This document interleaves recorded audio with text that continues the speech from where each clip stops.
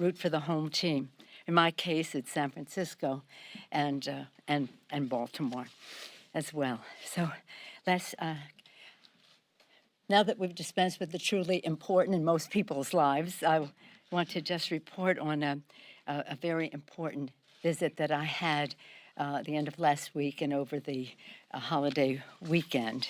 As you may some of know, climate issue was my flagship issue when I was Speaker the first time, when President Bush was president, and we passed the biggest energy bill in the history of our country, some of which was used as authority by President Obama when he was president for executive orders regarding climate and energy. We weren't able to pass the legislation for climate, needing 60 votes in the Senate, but it has always been of the highest priority. And so this weekend, I had the end of last week and this weekend, had the privilege of representing the Congress of the United States at the G20 meeting, which largely, well, it's always about security, economy, and governance, specifically focused on COVID and climate in this case. And then in addition to being part of that opening, to also participate in the opening ceremonies of the pre-COP26 session of the legislators gathered there. It was particularly exciting because while we were there, the announcement of the Nobel Prize winners for physics was named, and one of them was an Italian who then participated in the opening ceremonies as well because he received it. I won't try to describe it to you.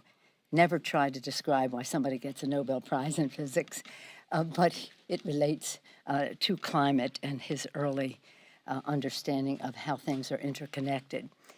George Parisi is his name, and it was such an honor to be on an opening ceremony with him, showing us a path for what we must do in addition to what we know from our experience, but knowing it from the standpoint of physics. It was interesting because every country is ready.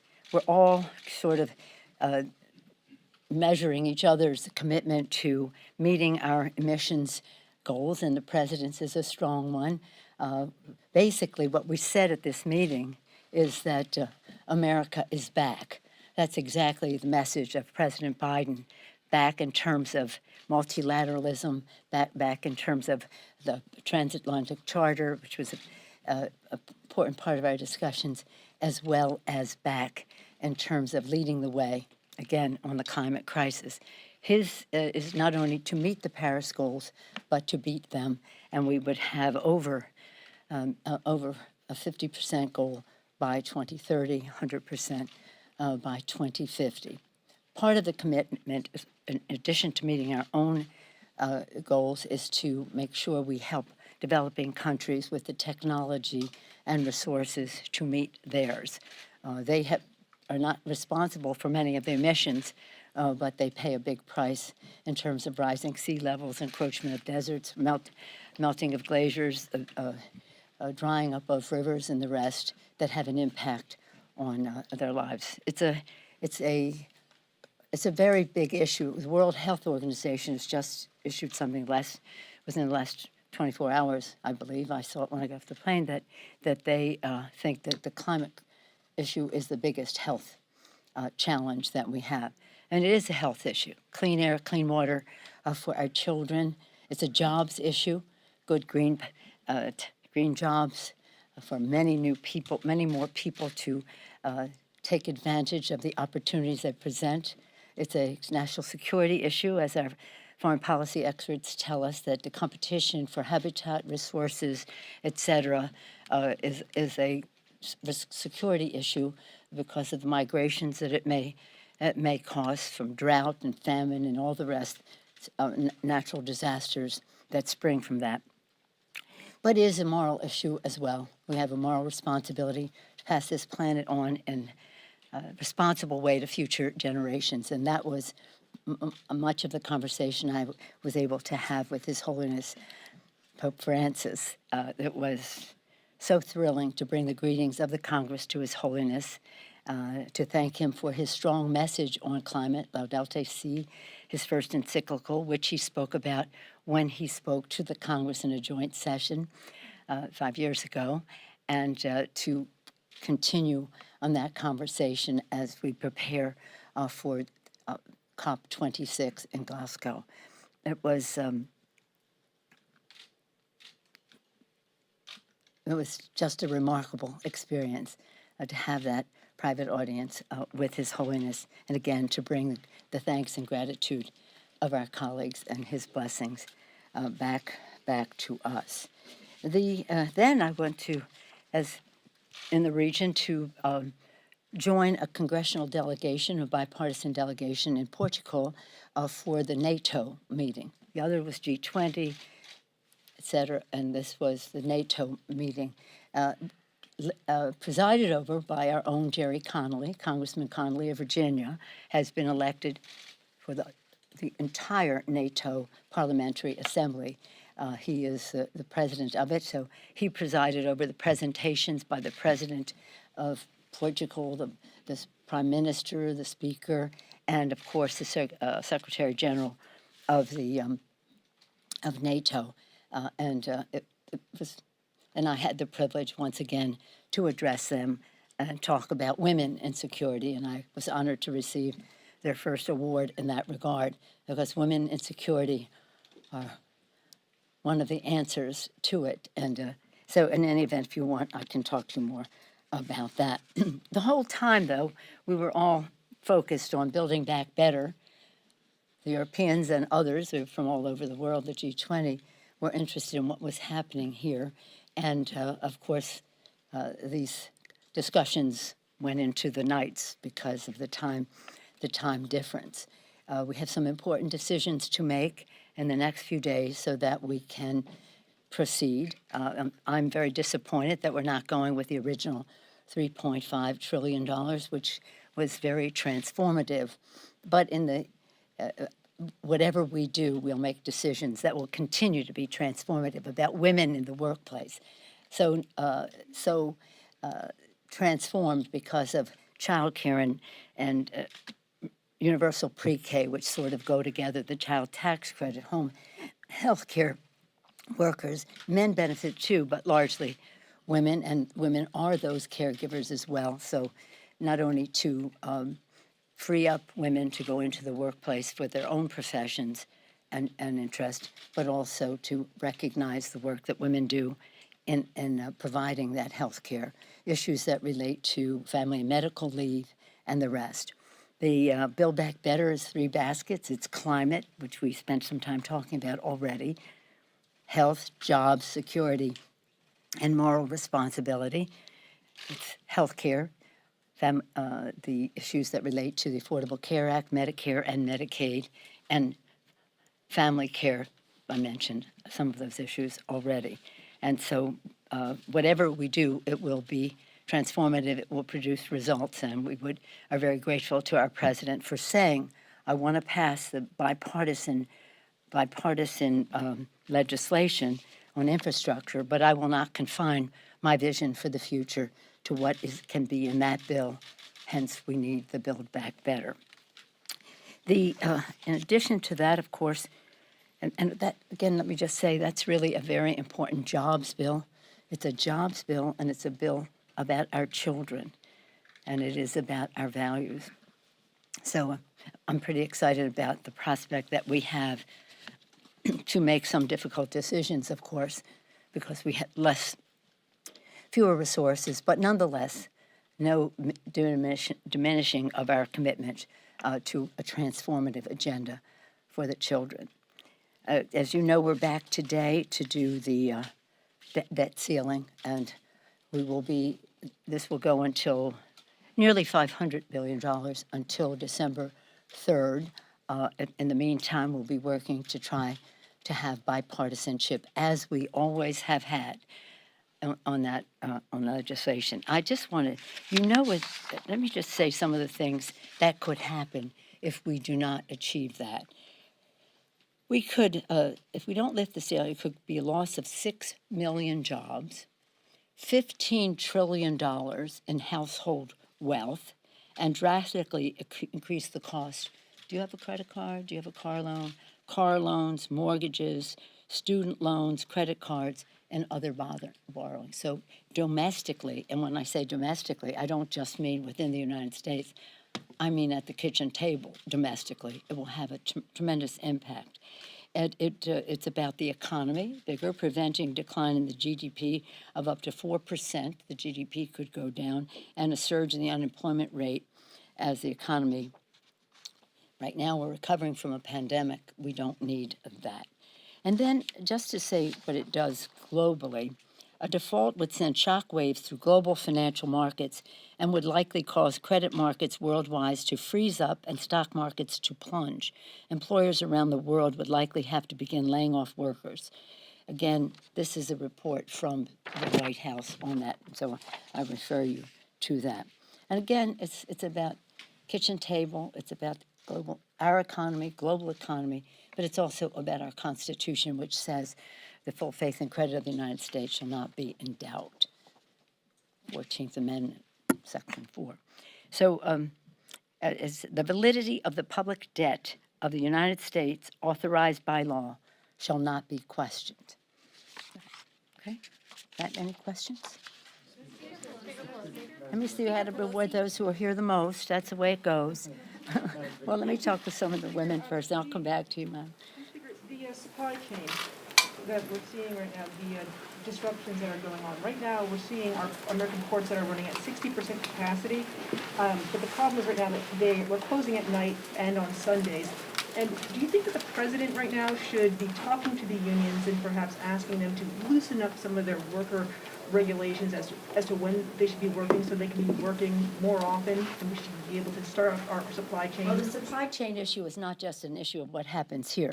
The supply chain is an issue globally, and that was something that we talked about at the meeting, because there are obstructions in other countries of product even making it to the ships to come to our country.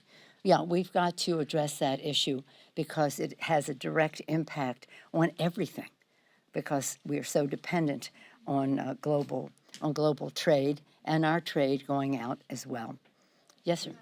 Speaking of your letter last night to the caucus, you said that you may need to do fewer things well. That was the guidance you got from the members. So are you suggesting that this package may ultimately drop either universal pre-K, child tax credit expansion, tuition-free community college, paid family leave, or even the Medicare expansion? Well, let me just say that at $3.5 trillion, we were doing everything well. So not a question of now we're doing it well because it's less money. But the fact is that if there are fewer dollars to spend, there are choices to be made. And members have said, let's get the results that we need, but we will not diminish the transformative nature of what it is.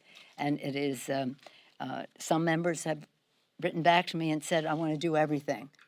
So we'll have that discussion. But again, in the family section of it, the transformative nature of the Biden child tax credit, child care and universal pre-K really go together. That's sort of they go together. They're part of the same, meeting the same need. Issues that relate to home health care. There's certain things that we're still talking about a couple $1 trillion, but it's not, it's more, it's much less. So mostly we would be cutting back on years and something like that. But those are decisions that we have to. Programs, do you think? Excuse me? Would you have to drop one of those programs? Well, we hope not. We hope not. But we have to make sure we have a bill, which I also said is that we have to have something that will pass the House and pass the Senate. Pass the House and pass the Senate. And I'm not asking members to vote for something that has no chance to pass in the Senate. Speaker Pelosi, I have a question about the... I'm optimistic that we will get to where we need to be in a timely fashion. Speaker Pelosi, about Yes. the debt Do ceiling. you think, two-part question, do you think, Two parts allowed? I mean, there are a Yes. lot of questions here.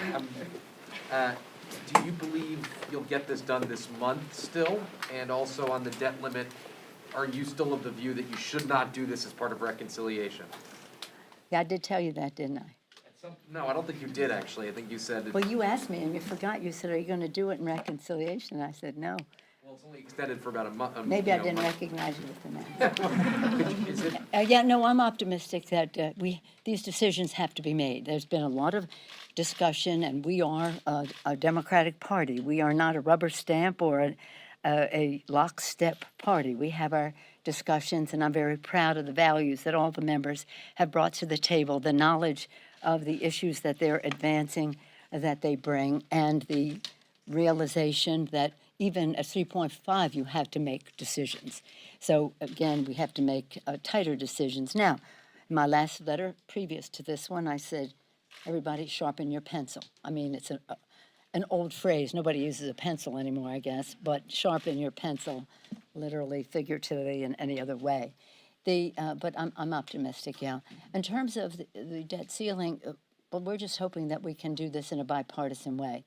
There are all kinds of suggestions that members have. One that really was endorsed a while back by Mitch McConnell, but who knows, who knows.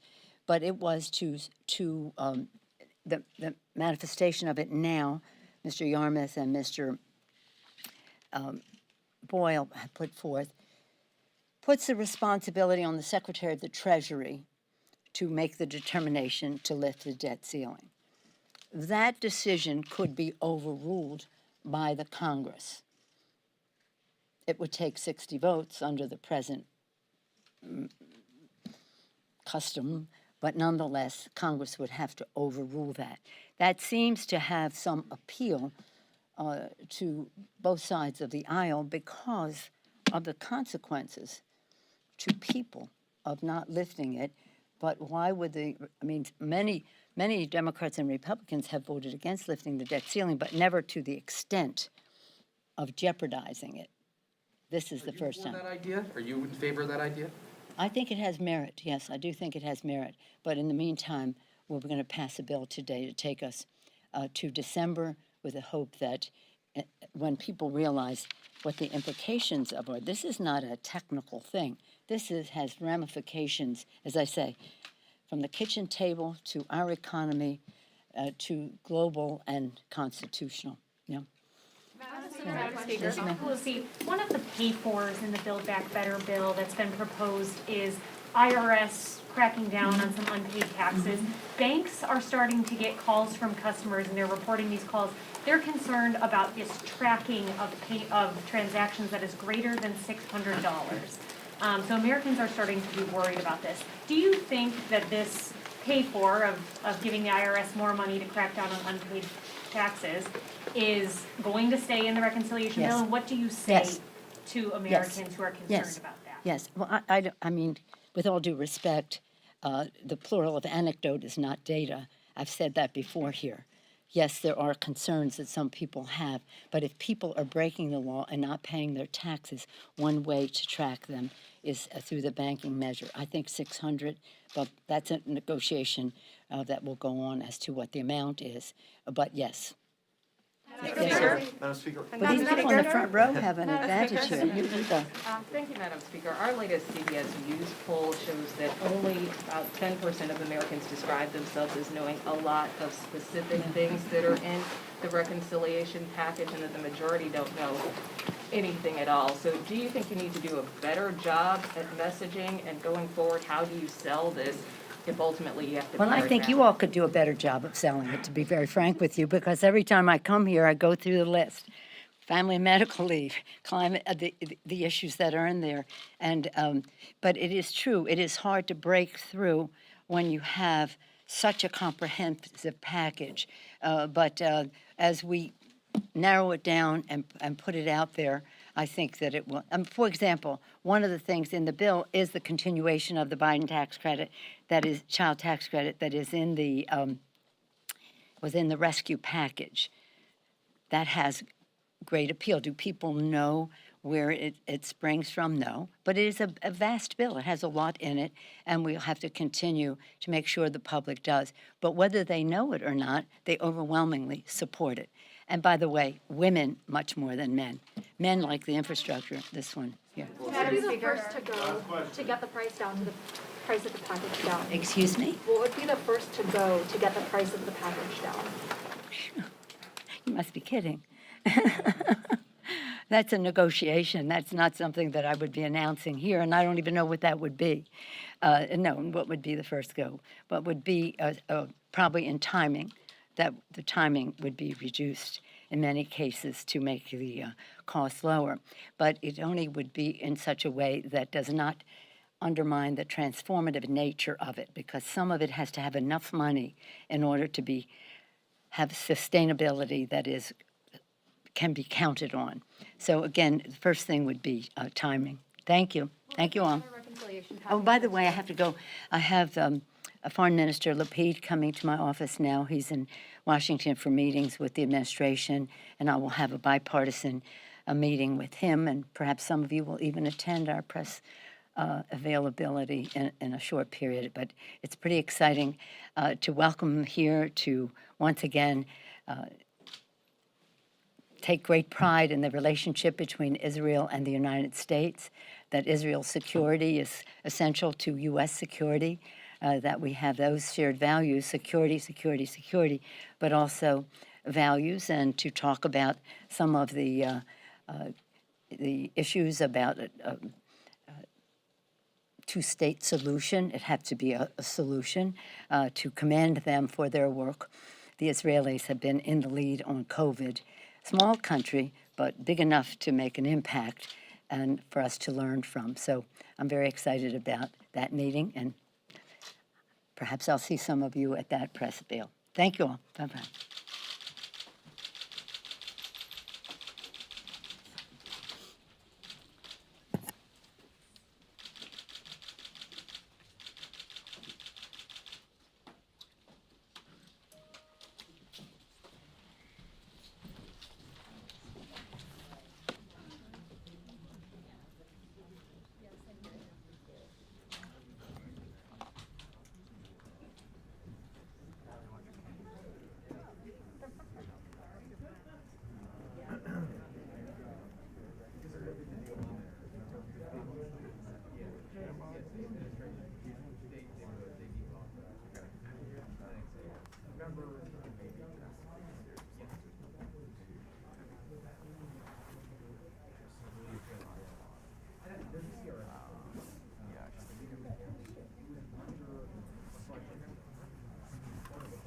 Yeah, I was struck by that too, Garrett. In fact, someone asked her here what the first thing to be taken out would be to get that price tag down.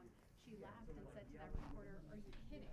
Of course, she doesn't want to negotiate here in the press and with reporters, but at the same time, I was struck by the same thing, that she really is on both sides of this strategy that we were talking about before she came out here and spoke with us, the more progressive strategy, which is to say, do more of these programs and potentially sunset them so that that's one way to get the cost down lower, or whether it's a question of,